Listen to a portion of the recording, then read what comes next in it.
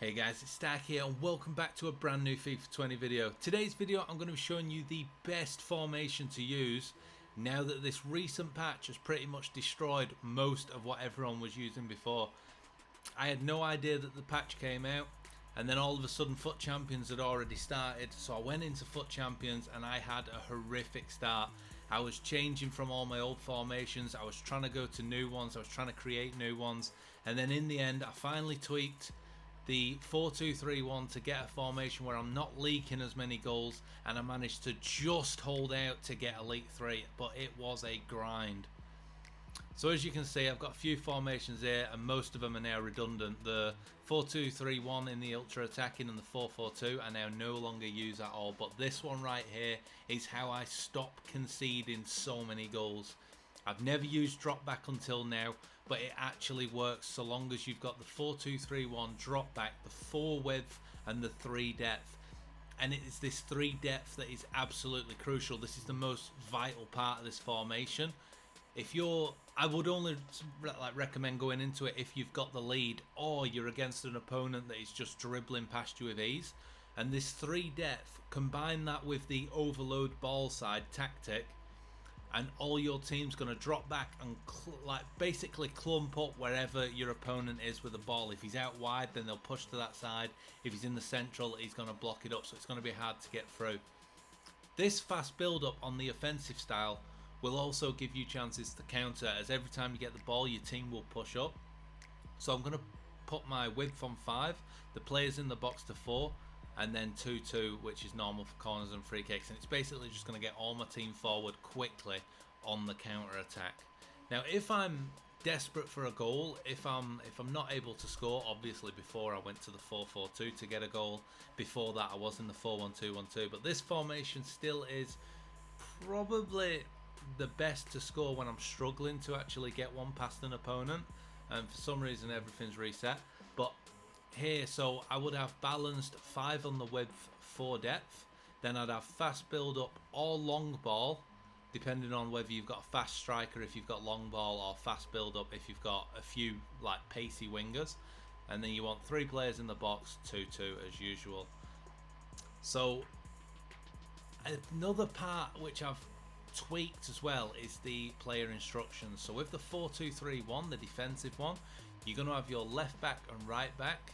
Don't change anything other than the stay back while attacking. This is what's different now. The CDM that you want that's more defensive is going to stay back while attacking and cover wing, whereas the attacking one, the one you want pushing up a bit more, is cover center.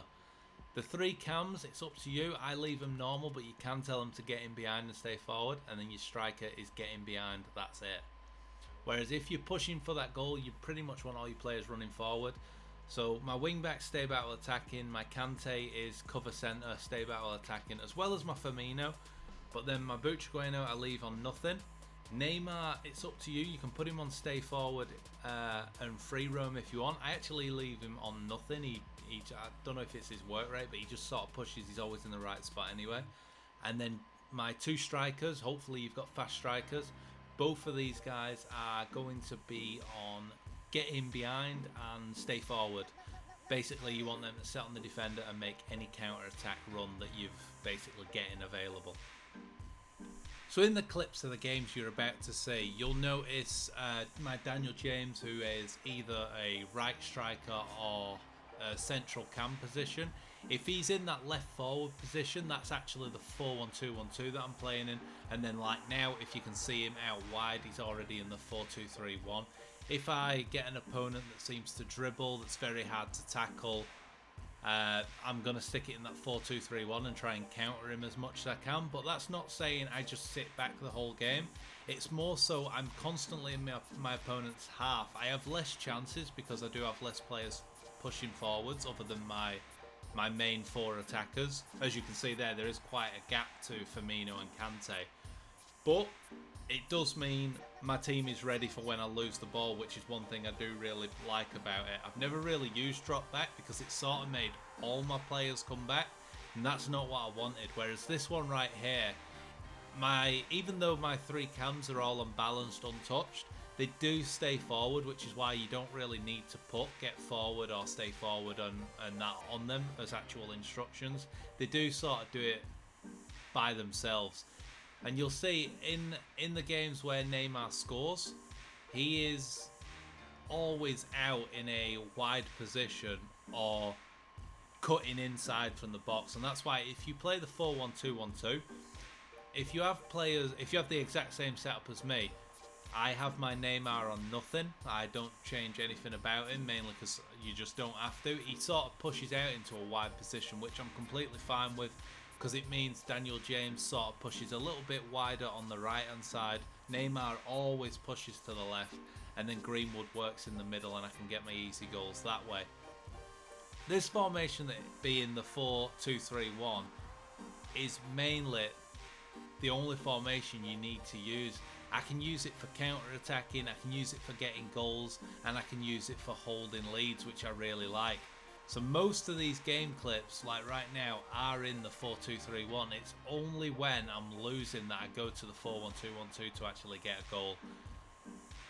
There's something about this formation now, because I actually have it on less depth, less width than I had it on before, but it is way more attacking. You can see I'm absolutely dominating some opponents, and some of the teams I'm coming up against are absolutely ridiculous teams. Like, I've played some absolute god squads in the FUT Champions. Once I hit gold 3, I started matching up against some ridiculous teams. But once again, Neymar, Greenwood and Daniel James just walked all over people. You cannot tackle this Daniel James no matter what position he's in. You just get the ball and keep weaving. Now the only thing is, I cannot stop leaking goals from bad passing. I'm sort of getting better at getting the ball and keeping it. Like when I actually tackle and keeping it, I am getting a lot more of that now that I've actually put Van Dijk in my team.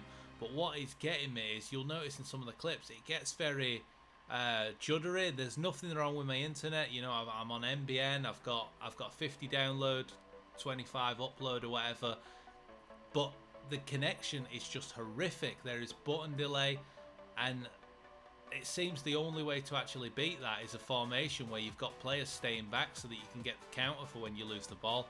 The amount of times I've given the ball away when I've got an easy pass up front, I can sweat the ball or whatever, and I just run out of play, or I play a pass and it just takes way too long to actually play it. Whereas if I'd have got the shot, I might have actually scored, but because it's took so long to actually pass, I've either ran into a defender or the keeper's come and got it.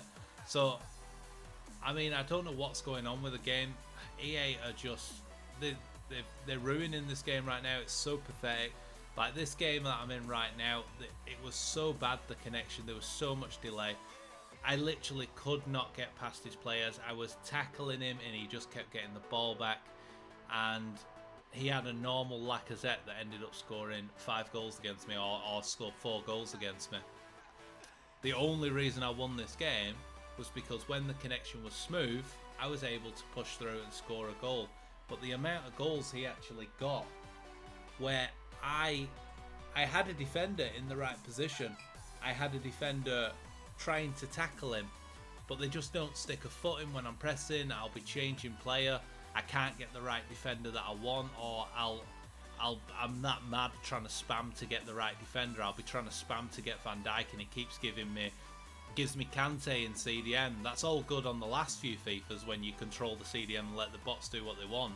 But I just can't do that. I genuinely can't leave my defenders to do what they want, because they're always out of position and they never tackle and they never intercept anything.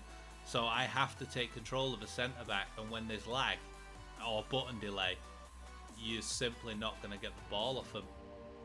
But I mean, right here, this is one of them mega teams that I match up against.